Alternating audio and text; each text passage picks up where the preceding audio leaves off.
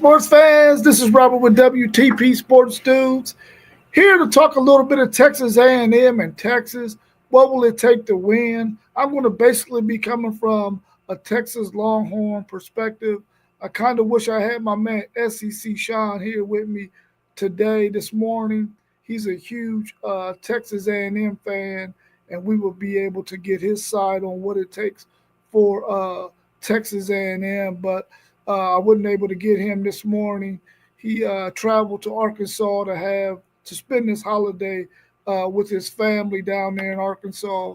So I didn't get a chance to get him today, but hopefully we'll be able to do a post game sometime Friday night, maybe even Saturday morning, so we can get both of our perspectives on the game that takes place tomorrow on Friday at 7:30 Eastern Time.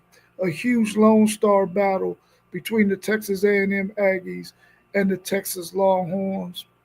I don't know if it's a rumor or not, but it's a rumor out there because I remember last year, Bevo, which is the mascot for Texas, didn't get a chance to, or they would not allow him to travel to Texas A&M, their stadium last year when Texas and Texas A&M played after a 12-year hiatus.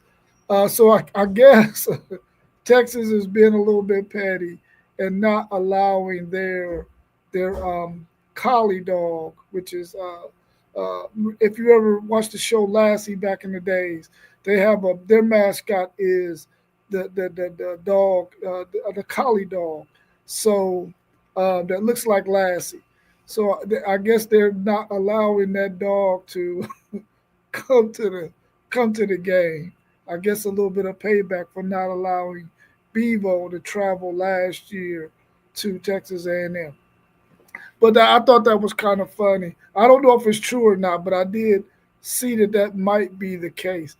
Which I mean, hey man, listen, when the rivalry, you can get as petty as you want, and I think the Texas Longhorns, if they don't allow that dog to go, that's probably being quite petty. But hey, listen, it's a rivalry. You can be as petty as you want. Petty as you want. My man Mossberg of Level Up Sports 10 is in the chat. He also gave me some questions that I'm going to be reading off here in a little bit, just to answer some of the questions from some of the guys from WTP Sports Dudes. He said, "Happy holiday, Uncle Horns, for me on this one." Yeah, I'm hoping my horns get it because I know you got up under SEC Sean skin all week talking about you got the Longhorns beating his Aggies. So let's go ahead and get into some of these questions. The first question we got up is our man Mossberg, who's in the chat of Level Up Sports 10. What will Texas need to do defensively to contain the Texas A&M offense? That's a really good question, and thank you for that question, Mossberg of Level Up Sports 10. Texas have had a lot of issues this season with their back end, a lot of miscommunication, a lot of breakdowns in the secondary, and they have given up some plays that they normally don't give up. Now, if you look at this team this year in comparison to last year, you had Jade Barron, who was the Thorpe Award winner, who's no longer there. You had Andrew Makuba playing safety back there, along with Michael Taft, who has some years of experience, and Malik Muhammad on the other side. This year, you really only have Malik Muhammad, who's been playing exceptionally well, and you have Michael Taft, who in spurts has played well, but he has been taken advantage of a little bit back there with some of the miscommunication, probably because these younger guys aren't quite up to speed. Now, Jelani McDonald has played well, but he's had some breakdowns. Jalen Gilbo, who has been in the system for 4 years, has some breakdowns, and you saw last week where he didn't start in the game last week. They started a true freshman in K. Phillips, which was probably happen again today. But to answer your question, they have to make sure that they stop the run. They with a light box, because they're going to need to have as many defensive backs in that back and on the back end as possible to help cover some of these dynamic wide receivers that the Texas A&M Aggies have. They can go 5, 6 deep at the wide receiver position, and they have two or three solid tight ends, which makes it very, very difficult for a Texas defense when you have a quarterback like Marcel Reed who can extend plays with his legs and who also is a really serious dual threat. So Texas is going to be have to be able to stop the run with a light box. And what I mean by that is they can't afford to have to add seven, eight guys to the box. They're going to have to be able to do it with five or six guys on most situations.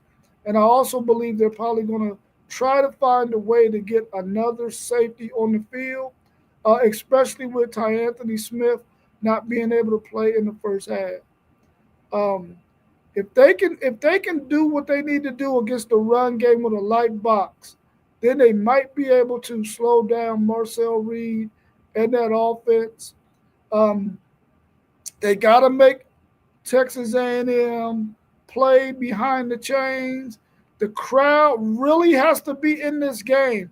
They got to be able to allow Texas to take a Texas A&M offense from a, a, a second and 8 to a second and 13 by being so loud that the offensive line cannot hear the cadence or can't hear the snap, and they have false start penalties. If you watch Texas A&M, they have a lot of penalties that they get throughout the game. I think they average maybe 8 penalties a game, which is a lot, which means that they lack a little bit of discipline sometimes. So if Texas crowd can get in it, make sure that they force a couple of those false start penalties, procedure penalties, and allow Texas to work that defense, um, keeping Texas A&M behind the change would be a really, really great benefit, and the back end has got to be solid. You got to be able to come up and disguise some of the coverage with some what looks like bump and run, and maybe you bail late, or maybe you're playing off, but you're actually intending to come up. So that way we can throw off the timing a little bit and allow a player like Colin Simmons to come off the edge and allow for if Trey Moore is one of those guys in that NASCAR package when we got a team in third and long to be able to deploy that NASCAR package that can get some pressure on Marcel Reed. They got to have good rush lane integrity. They got to get push up the middle on passing downs so that way they can keep Ty Anthony, no, Marcel Reed's rush lanes to a minimum so that he does not have huge rush lanes to be able to pick apart our linebackers once he gets through there. Anthony Hill is going to be down a little bit in this game because he has a hurt hand, but I believe he might play. But I think that might be a question in the chat later on. But Texas has got to play really solid defense on the back end if they're going to be able to have a chance to win this game against Texas A&M. Thanks for your question, Mossberg of Level Up Sports Team.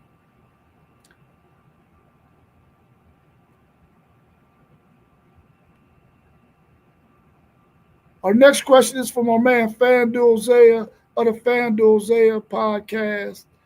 How big is it that Michael Taft has a bounce back game? And he said he didn't play well against Arkansas. That is exactly right. He did not play well against Arkansas. He had a couple of opportunities to make some plays to get some guys down on the ground, and wasn't able to do that. He still is nursing a bad hand or bad thumb, and he hasn't been able to tackle as solid as we've seen him tackle in the past. Hopefully, that thumb has gotten a little bit better, and he's able to get his feet set and be able to put his body on a guy to get him down to the ground.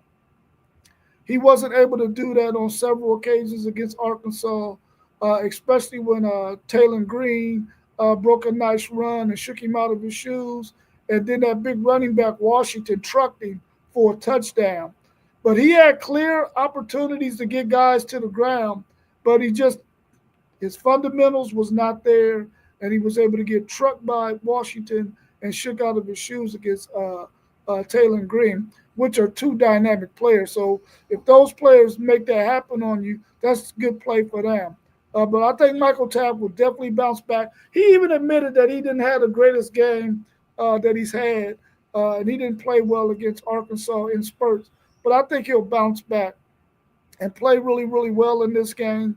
We'll probably be playing a lot of those young guys because we've had a lot of breakdowns in that secondary, which coaches have decided, listen, we're going to start playing some of these young guys. Oh, there go my man right there. Oh, I must have talked him up.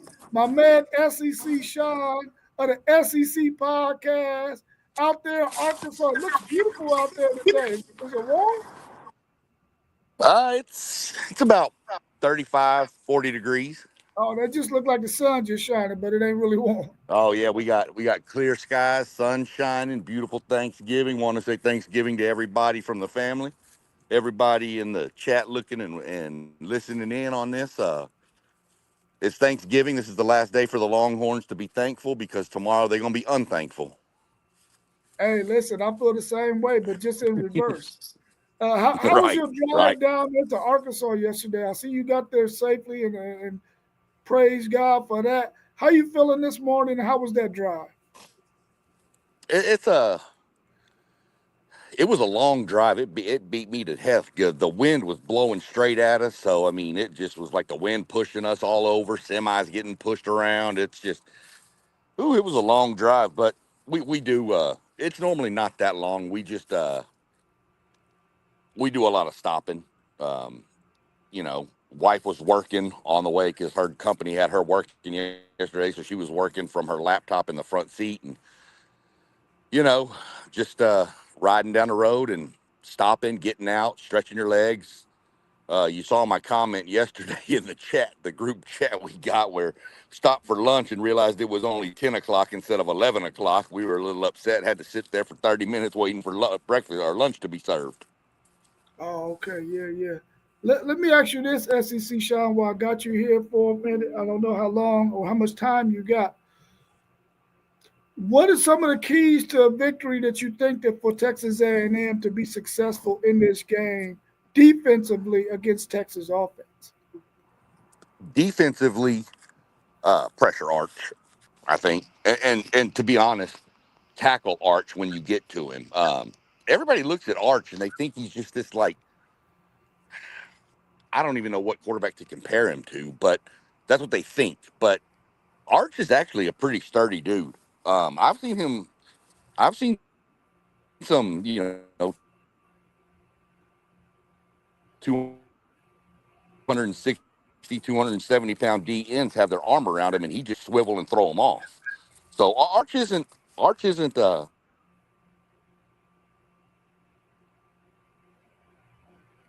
Yeah, you're breaking up a little bit. We can't quite. It's kind of choppy, so I don't know if you need to get. Um, Okay, there you go. yeah, I don't know. Typical younger quarterback, to where his feet get off. It's the same way with Marcel Reed. If you get pressure on him, his feet get offset and he starts throwing high, throwing low. And, of course, you throw high over the middle, that ball gets tipped, it's picked. But I think if we can get pressure on Arch and tackle in space against your speedy receivers, whether it be Niblet on an end around or Wingo on a screen or a slant, tackling in space, um, A&M can't let Texas control the time of possession by getting the run game going either. If we can limit that run game, then I think Texas A&M has a really, really, really good shot at this. Yeah, Texas A&M is known for their really great exotic blitzes, man. And Texas has struggled with teams who got athletes who can do exotic blitzes on them. Their offensive line has struggled all year. Do you expect to see a lot of that in this game? Not at the beginning. I think we're going to line up at the beginning of the game. To be honest with you, probably say the first 2 to 3 drives of Texas. I think you might see A&M play more of just a base. Let's play our base defense and see what happens. Almost to the point to let Arch get a little comfortable and then flip the script and then come after him and see what happens after he get out of his rhythm. But I mean, if you're in 3rd and 8, or actually I'll say 3rd and 7 or longer, you're going to see those exotic blitzes because that's what Elko's known for. That's why we have the best third down defense in the nation. Um, get you in third and long, and you might as well just go ahead and punt because we're going to lock that down. Um, that's just my theory on the exotic blitz side of it.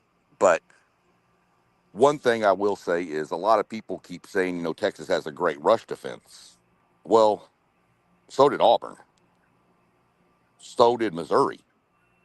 Granted, I'm on y'all's side. So did Oklahoma. I'm not going to take anything away from what y'all did against Oklahoma running the ball.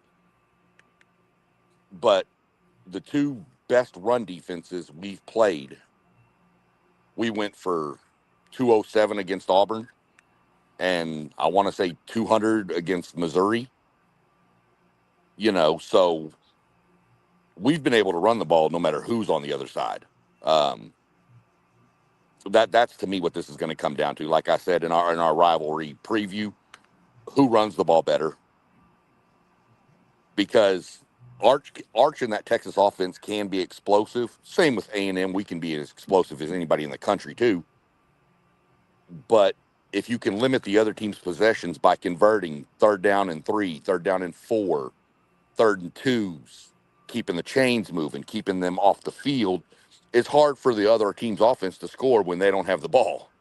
Yeah. So, that's what I'm looking at is my huge keys to this game are obviously turnovers, but that's so cliche. I hate using it. Um, time of possession. Time of possession and who can run the ball better and third down conversion, third or fourth down conversion percentage. Whoever wins those three is going to win this game. Yeah, I agree with you on that as well. I don't know how much time you got. I'm gonna go through these questions and anything you I got a want to little bit. chime in on. Okay, cool, cool. Anything you want to chime in on, you can chime in on, and we can also flip the question to address Texas A&M as well. Our man post game of the post game 86 podcast wants to know: will Anthony Hill play, and how big is it not having Ty Anthony Smith in the first half? Um, I believe Anthony Hill was going to play in this game. I cannot see him not playing in this rivalry game. He sat out last week against Arkansas to get ready for this game. He has a hand injury, which is an issue for any linebacker that has to do a lot of tackling. And we all know Anthony Hill is one of those players who have to do a lot of tackling. I hope that he is able to wear whatever he's going to wear on that hand and still be able to tackle. We need him in this game. To play without Anthony Hill in this game would not be well for Texas defense. So we definitely need him. Ty Anthony Smith not playing in this first half is going to be huge uh, because he's that third linebacker that we bring in, especially on pass downs. He's a really good coverage linebacker. So we're going to have to use Spence and Trey Moore a little bit more often in the first half until we get Ty Anthony Smith back in the second half. But that's a huge loss because he's been one of those young players on that Texas defense that's been a really, really bright spot. He's forced a couple of fumbles. He's made some key plays. He's had an interception or two. He's played really, really well as a young player in that linebacker core. Um, SEC Sean, what do you think Mike Elko and that team will do to try to exploit some of Anthony Hill's injury and take advantage of Ty Anthony Smith not playing in that first half? All right. Well, first off, everything I see is Anthony Hill is questionable still, so we'll see. I expect him to play. My understanding is he's going to have that hand wrapped up as more of a club style. Um, as far as missing Ty Anthony Smith, he's one of your more athletic linebackers, can drop into coverage real well. I think you're going to see A&M at the beginning. If Anthony Hill is on the field with that club, that hand wrapped up as a club, I think you're going to see your Reuben Owens, EJ Smith kind of run at him. Let's see what that hand. Let's see if he can wrap up with that hand in a club. See how he can cover. You might see some screens coming his way to see with one hand can he defend it, things like that. I think they're going to see how he can, and Anthony Hill's a hell of a linebacker, so I mean he might be able to just still disrupt the game with one hand. I mean I've seen it. You've seen it happen with numerous elite edge linebackers. So but I think we're going to try to go at him more than run towards Colin Simmons' side. I think we're going to go more towards Anthony Hill's side at the beginning, see how he reacts. And if he's struggling, you know, Texas is going to have to make a decision on we may have to pull him out because he's not there. Yeah, you mentioned those running backs that y'all have there at Texas A&M, and one thing that scares me about Anthony Hill and these running backs is these running backs can catch the ball out of the backfield. If they get Anthony Hill in space on a swing route or something like that, and they make him miss because of that club or whatnot, it's curtains, man. And I think that offense is going to probably is Colin Klein. That's y'all's offensive coordinator. Yeah, Colin Klein. Yeah, yeah. I think he's going to try to exploit that as much as possible with those running backs out of the backfield. So I think that's going to be another weapon they're going to try to deploy in this game. Our man Mossberg of Level Up Sports 10 is asking, can Texas no, let me see. No, no. I'm sorry. Parlay Poe of the Parlay Poe or Blitzburg podcast wants to know, will PK change in the secondary to help those DBs who have struggled this season? Man, they have had their struggles and now they're about to face one of the best wide receiver cores in the country. Now I know a lot of people say that Ohio State has the best probably tandem or duo in the country. But when you start talking about from the first receiver to number six, it has to be Texas A&M, man. They have some serious weapons, and he's going to have to definitely do something to help slow down this Texas A&M passing game. I was thinking maybe he will try to deploy something like he did against Jeremiah Smith and Carnell Tate. But at any given moment, Colin Klein can scheme up something to get a one-on-one with one of those young guys, and they're not going to be able to keep up with a Craver or Isaiah Thomas. Is that his name? What's the Isaiah's like Williams? Isaiah Williams. Williams. Um, those guys are tough challenges for that secondary being so young and already having a plethora of breakdowns. But he's going to have to disguise that coverage as much as possible and try to get some pressure on Marcel Reed to force him into some turnovers or to force him into some bad decisions. They got to keep his timing off in order to make this thing happen. It's going to have to come with some disguises on the back end. What do you think Texas A&M's Colin Klein will do to try to exploit the mistakes that Texas has been making all year in the secondary? I don't think he's got to do anything different. Um, I really don't. I mean, Texas's problem in the secondary has been blown coverages and missing tackles like crazy. Yeah, You give Craver and Concepcion the ball, and if they have say 3 to 5 yards of separation and they're going downhill towards your safeties, I mean that's not a good sign for Texas's DBs. yeah, We've all seen what Craver can do with the ball in his hand. Concepcion ain't no joke, and like I said earlier, the one I worry about if I'm the Texas DBs is number three. Um, Number three is the fastest receiver we got, and if you're running KC and Mario across the middle, and those safeties start, especially if the run game's going, and those safeties start creeping, you're liable to see a slant and go or something along those lines with number three, and he's going to get behind the defense, and then it's just a matter of can Reed hit him. He's been a little inconsistent on his deep ball, but he's gotten better lately with just throwing it up and letting the receiver go get it. And Bethel Roman will go get it. That dude can fly. yeah, And Isaiah Williams ain't no slouch running either. He's fast, but he's only a freshman.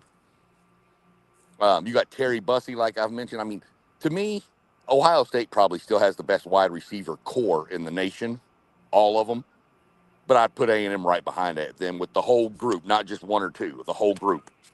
yeah. Um, but I think Klein, A&M's big thing is Marcel Reed. We have to get the run game going because Marcel Reed is like 75% on play action.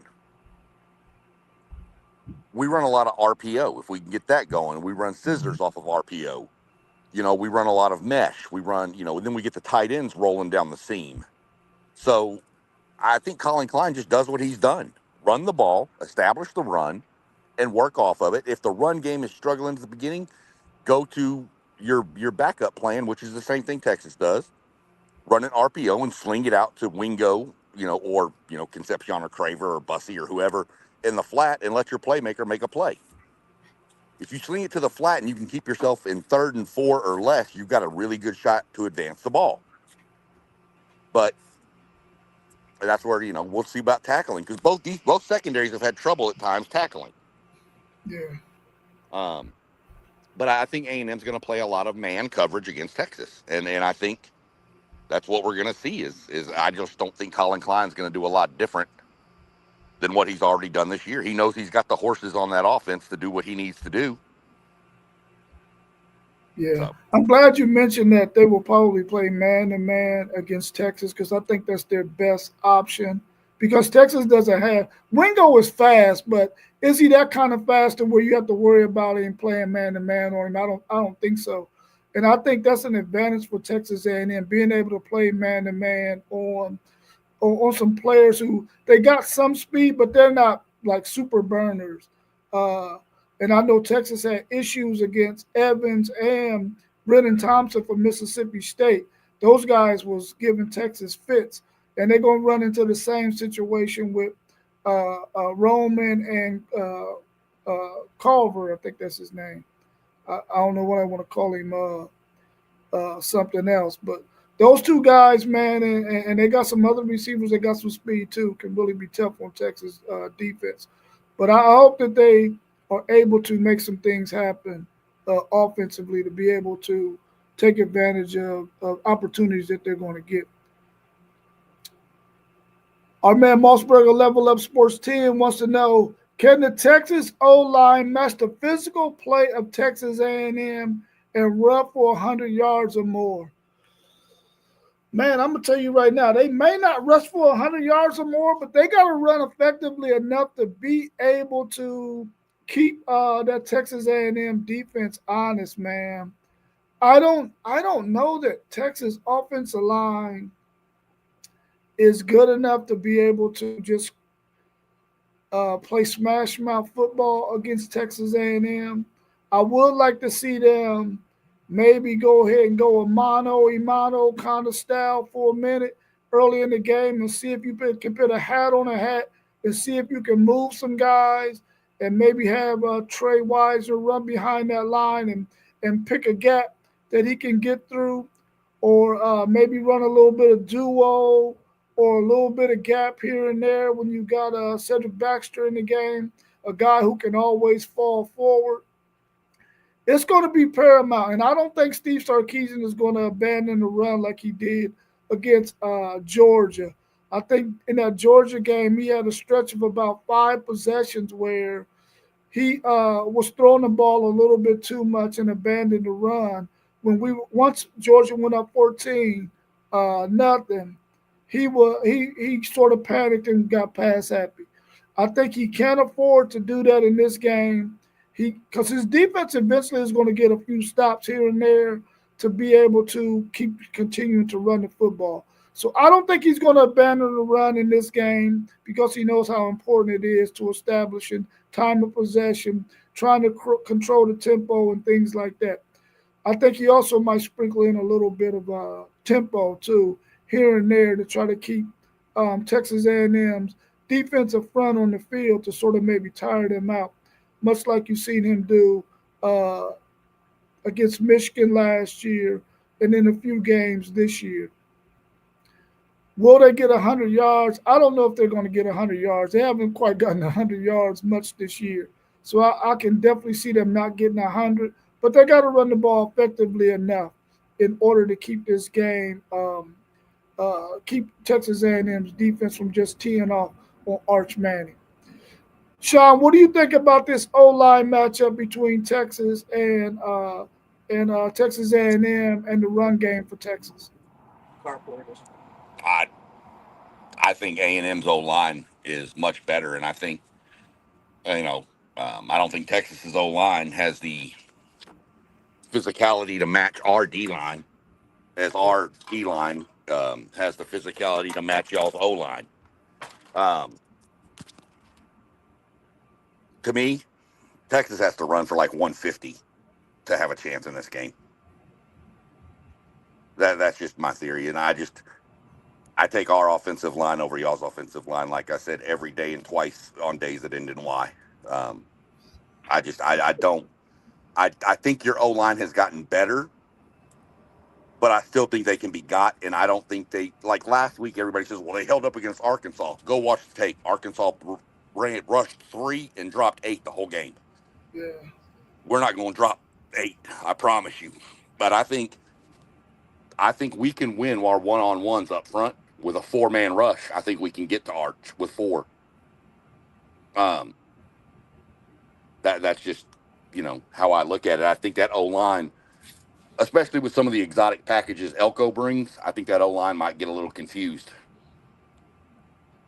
Yeah, they've been getting confused all season. It's going to be a really tough matchup for Texas. Their left tackle and their right tackle, Brandon Baker and Trevor Gooseby. They're going to have a really monumental task on their hand today against those edge rushers for Texas A&M, and hopefully that up front group in the middle, uh, Connor, um, Hayden, and Campbell can communicate well and pick up on some of the things that Elko and that defense is going to do to try to confuse them.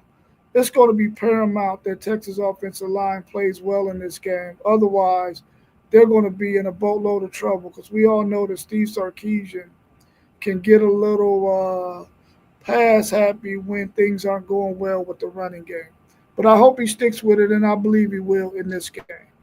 If I'm gonna tell you right now, if Texas A&M gets up 14 points on y'all are gonna abandon the run game like you always do. And at that point, that game, if we get up 14 and y'all abandon the run game, it's over. You can go ahead and turn it off. Yeah, Start making plans for Saturday shopping, whatever y'all want to do. Because if he abandons the run game down 14, y'all are done. Game yeah. probably the same thing with A&M. The difference is I don't think A&M will abandon the run game. No, they're not a band. It's not their. It's not in their wheelhouse. They know that they're gonna run the football regardless. But Texas, on the other hand, they've shown that they will abandon the run in a heartbeat. That's the difference. Is if A&M gets down 14, Texas is going to probably back off some pressure and try to play coverage, which is going to open the run game. Yeah, And we've all seen. I'm not going to say the greatest, but I'm going to say that Mike Elko and that coaching staff makes really good second half adjustments. they do. They do. They I really mean, you do. held even Missouri, who everybody says ran the ball well. Go look at that. In the second half, Missouri had like 45 yards of offense. Yeah, yeah, I mean, so in South Carolina had 76 in the whole. And Auburn had like 1 yard in the fourth quarter. So I mean, I like the second half adjustments we are able to make on offense and defense. I think if it's a close game at halftime, to be honest with you, I think if Texas is up 3 or A&M's up 3 at halftime, I think it's a ball game because I think A&M's a better second half team than Texas is. yeah. Yeah, but they've shown that they've been a better second half team than Texas all season. So I agree with you on that as well. Our man FanDuel Zaya is asking, is there a position Texas can take advantage of in this game?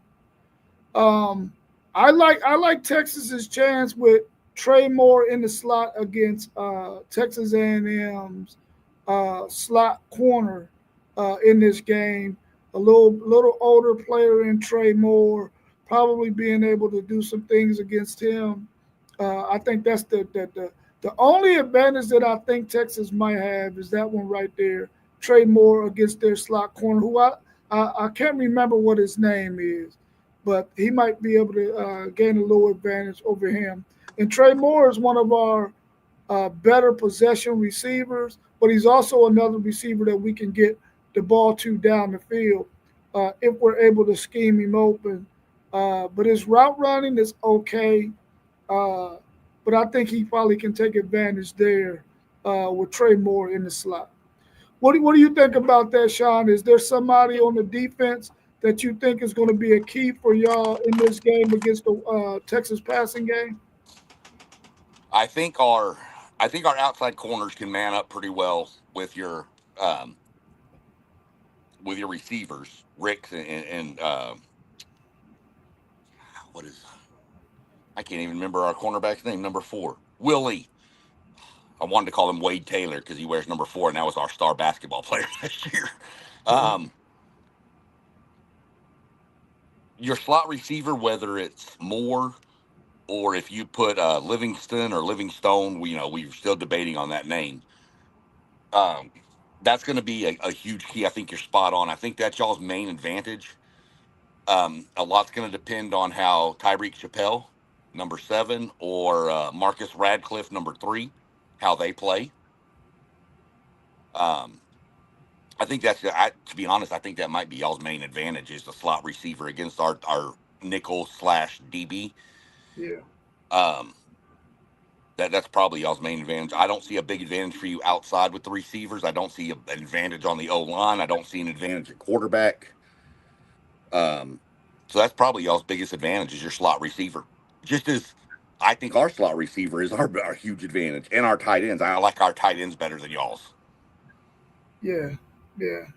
Y'all got quite a few tight ends though that is going to make it kind of tough for Texas. We've seen in recent history that Texas has struggled against tight ends. Man, they struggled against Georgia's tight ends. They struggled against Diego Pavia and his tight ends, and they struggled against I think Arkansas's tight end as well. He was killing us too. So that's 3 straight games where Texas struggled against tight ends. So I'm quite sure that Klein is going to exploit that as well.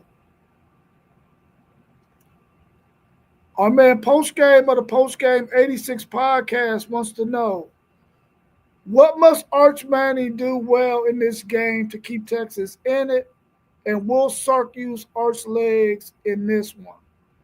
Well, he's going to have to be really, really efficient on third downs, in my opinion. He has to get the ball out of his hands quickly. If he needs to, he's gotten better at this. Hit the check down guy, and see if he can make a guy miss and get the ball rolling.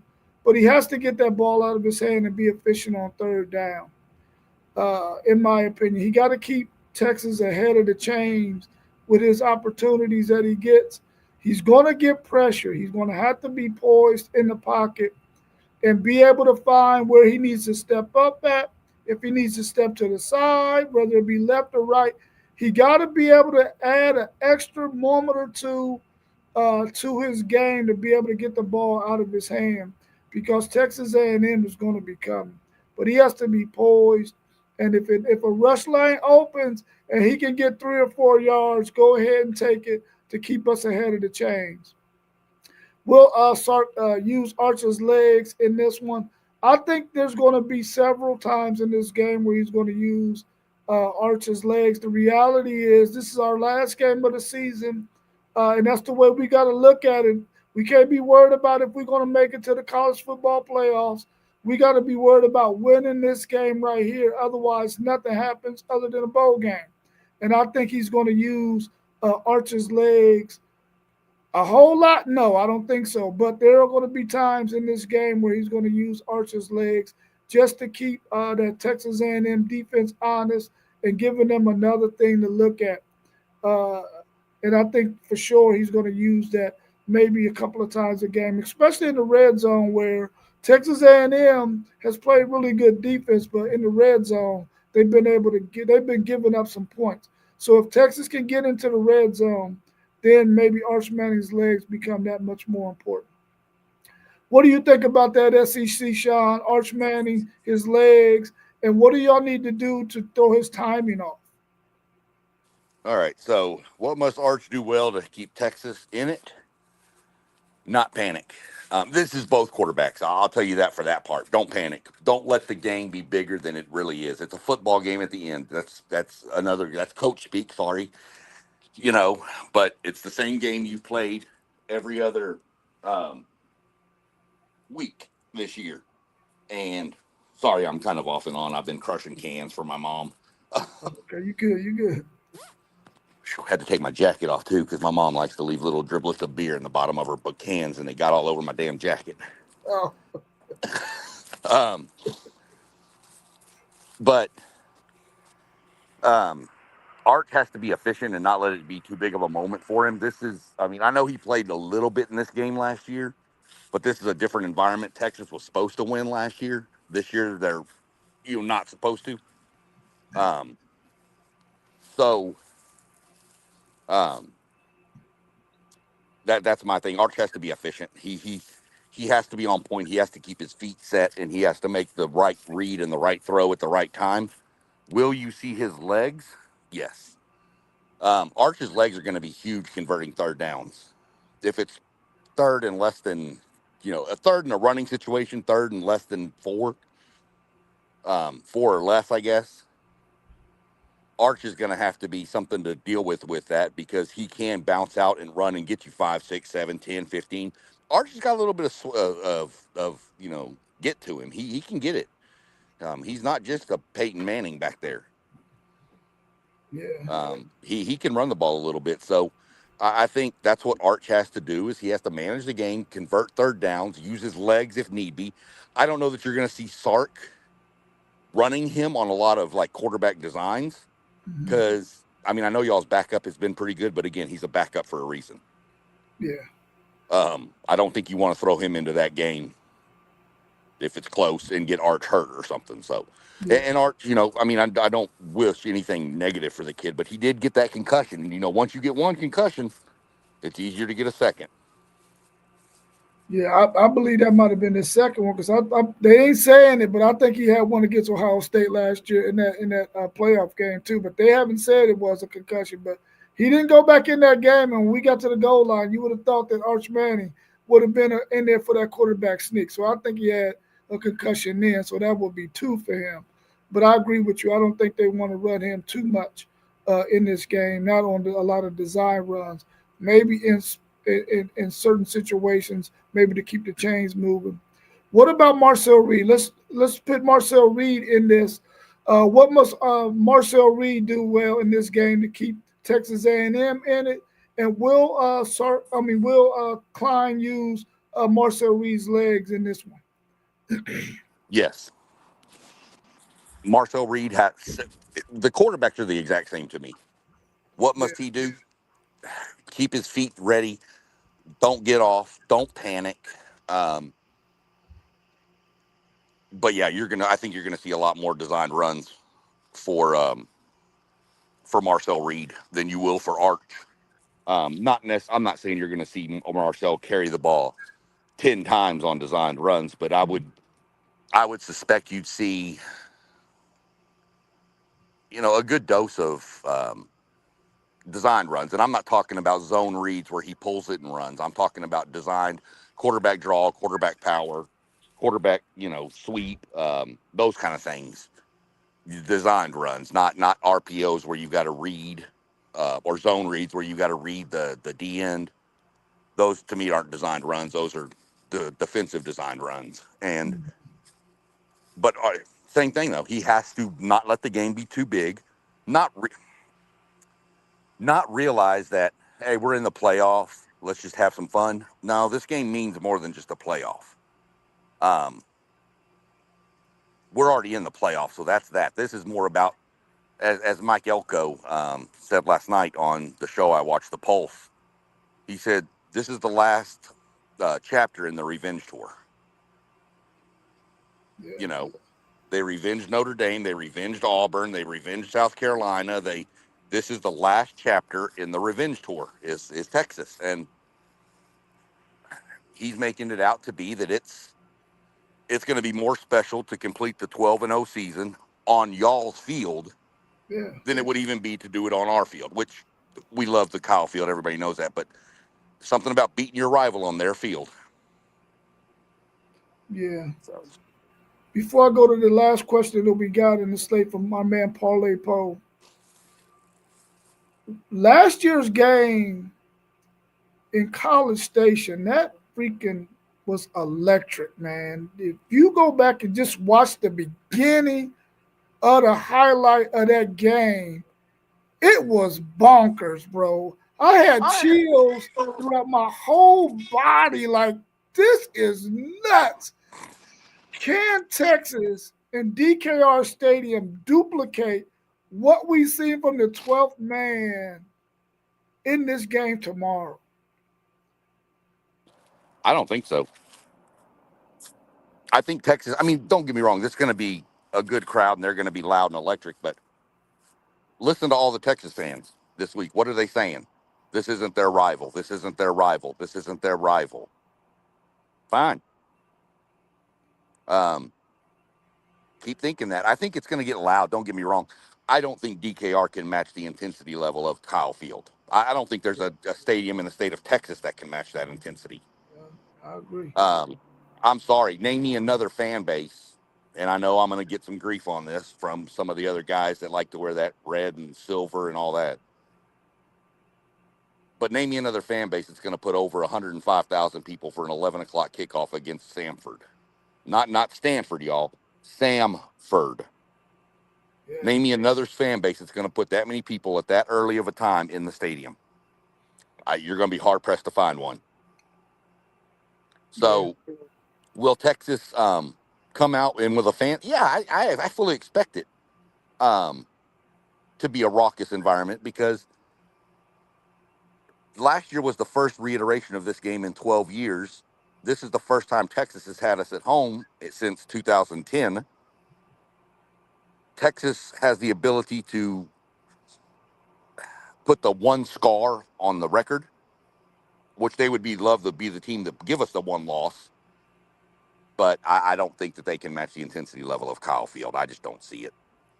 yeah. I agree with you. I don't think they can match that intensity. But listen, Texas Longhorn fans who are going to this game tomorrow, you are needed. You have to be as loud as possible whenever Marcel Reed, that offense, has that ball. I don't care if we're down 100 points. You still need to be screaming and hollering and chanting on those Texas Longhorns because it's going to be needed. And I agree with you. We can't match Cal. I don't think anybody, to be honest with you, can match Cal Field. And I don't care who it is. I don't care what any other fan of any other fan base says. That Cal Field atmosphere is unbelievable, and I think it's the best in the country. So Texas fans, at that game, you have got to be crunk. You got to be loud. You got to root on this team to try to get this victory because we're gonna need it. Last question of the day, and then I'll go through the chat and see if there's anything else in there. What's your score prediction? And does Texas or Texas A&M get the win? Well, I gave mine the other day. I'm not sticking with it. 42-17. He said I 42 honestly, seconds. I honestly think A&M is going to come out. I think we're going to jump up 14, maybe 17 points on y'all. And I think Sark's going to abandon the run, and I think we're just going to start pinning our ears back with the D line and coming after Arch. And I think it's going to throw y'all completely off. And I think the game gets out of hand. I'm sticking with my. I'm not going to change my score prediction. 42-17. Could I see it be a close game? Heck yes, I could. But I think our offense, with what I've seen, I did some more research after our show the other day. Texas's defense ranks 107th in the nation against the pass. There's 136 teams. You're 107th. You're 95th in explosive passing plays allowed. This is not the offense you want to have those stats against. So I'm sticking with my score prediction. I'm getting I'm getting ramped up, you know. Uh, I think this team from A&M is different, and I think we've just got a whole different mentality, and I think we're going to try to make a severe statement. Yeah. For me, I initially said maybe 4 weeks ago that Texas would lose this game to Texas A&M. I have since changed my opinion since they lost to Georgia. I thought that the one loss that they was going to get in that 3 game stretch against Georgia, Arkansas, and Texas A&M was going to be Texas A&M, but they lost to Georgia and they lost pretty badly to Georgia. So I'm thinking that this Texas team understands the assignment and they're going to come out and play really, really well at home. They're going to try to do everything they can to keep Texas A&M from picking up them 42 points that my man SEC Sean is saying that he thinks the score prediction is going to be. I'm going with Texas 28-24 in this game. I think that they're going to be able to slow down Texas A&M offense in spurts in this game, and I think they're going to play well and maybe force a couple of field goals, which is my hope, uh, and maybe can keep this game close going into the fourth and maybe get a score and take the lead and go ahead and seal this victory. But I got it 28-24 Texas in this game.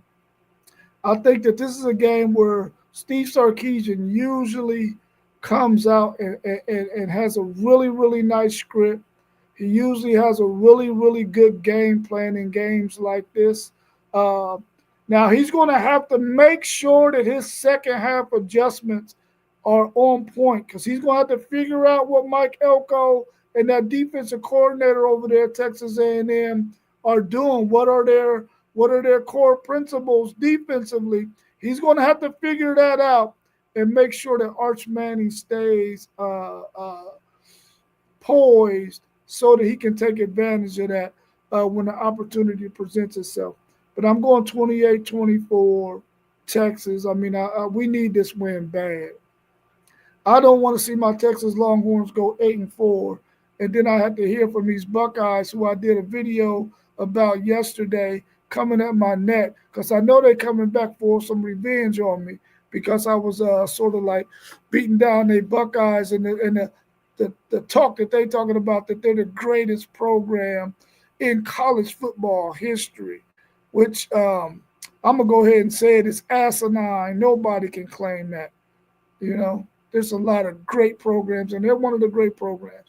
But I appreciate you, SEC Sean, for jumping in this morning. I'm glad you had a little bit of time because the show wouldn't have been the same without you. So I'm glad you was able to make it.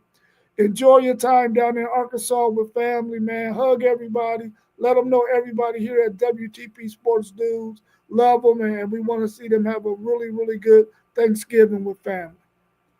Well, like I said, I appreciate running into Moss and one night crazily, and him. We start talking ball and sports, and he bring this up. So then I came on, and it's been a really good time. I mean, you post game, Poe, Zay, of course Moss and you and T1 and just been fun talking ball, all kinds of ball, and then you know getting other stuff cranked up that we've been wanting to work on. I got some ideas for you. We'll discuss when I get back into Ohio next week. I got some ideas that I think might help us get some more stuff going. We'll talk about it. No big deal. I see Moss posted another question down here. It says, "Will Texas make the playoff with a win, and how far can A&M fall if they lose?"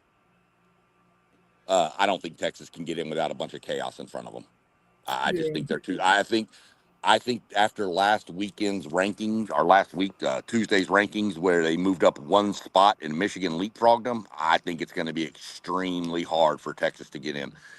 They need Alabama to lose. They need Auburn to. I mean, they need Alabama to lose. They probably need Vandy to lose. They need Michigan to lose. Which, if you listen to the other guys on this channel, most of them will say that that's going to happen, but we'll see. It hadn't happened in 4 years, so we'll see. Um, I just think they need a lot of chaos in front of them. How far can A&M fall? Host a playoff game, first round. We're not falling out of the top 8 if we lose this game. Even if Texas beats us 74-0, which if that happens, y'all might want to call and check on my welfare. Um, but but even if that happens, A&M is going to fall no further than 8th. They're going to host a playoff game, and I'm going to tell you what, Kyle Field for a playoff game isn't going to upset me at all. But yeah, that's just my theory. I think if A&M loses, they maybe fall to 6. yeah. I, yeah. maybe six. That could only be the furthest I think that they could fall. I was thinking maybe more like 4 or 5, but that's all in the same range. Um, as long as they still make the SEC championship game, I think they can win that one and get back into the top four and get a bye.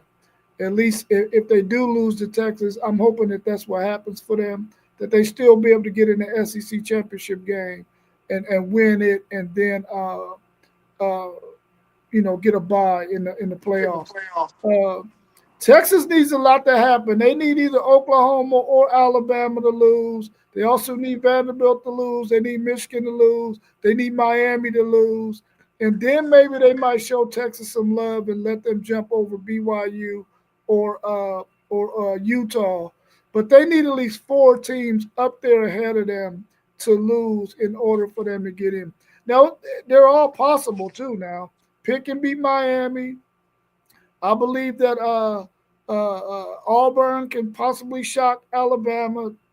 Is it likely? Maybe not, but it is in Auburn. Uh, and then I believe that Tennessee can beat Vanderbilt, and I believe that any of those combination of four can happen. So will they get in? Probably not, but I'm still holding out hope because I want to be able to say Texas has been to the last three college football playoffs. Look, I'm gonna give you a crazy scenario that I hope doesn't come out. Texas beats A&M Friday. A&M falls to 6. Texas winds up, slotting in at 11. They get a rematch at Kyle Field in the first round of the playoff. That would be nuts. Wouldn't it be? That would be nuts. Hey, but listen, as long as we get in the playoffs, I'll take that. I'll And take that's that. my theory. I mean, I want us to go undefeated and win, but let me be real. We're in the playoff whether we win or lose. So I'm Yeah, good. This has been a hell of a year 2 under Mike Elko. Um, so I'm excited for my Aggies. I do want to finish the season 12-0, especially because y'all are the 12. yeah. But either way, I'll come on and eat my crow if we lose, but I'm still going to be ready to roll for them playoff games. So that's all there's to it. But if we do lose, you was talking about the SEC championship game. For us to make it with a loss, Alabama and Ole Miss have to lose. Oh, okay. Both of them would have to lose. Yeah, both of them have to lose for us to get in because LSU messed up the bed and South Carolina messed the bed. So Yeah, those two teams were preseason top 10 team, top 15 teams, and Auburn was the top 20 preseason, and they all fell apart, and that just killed our strength. And Florida too, and that killed our strength of schedule in the conference. yeah, But yeah. we'll take it with what it is. Um, Everybody have a good Thanksgiving and stay safe. We got a little football today, and but to be real, we crank up the football tomorrow starting at noon. So everybody stay safe. Don't do anything stupid, and we'll catch up on the flip side after this game and go from there. All right, cool. I appreciate you, bro. Thanks for jumping in. Great No worries. show. I'll talk to you soon. Yes, sir. Y'all be good. See you. See y'all later. All right. All right. All Peace. right.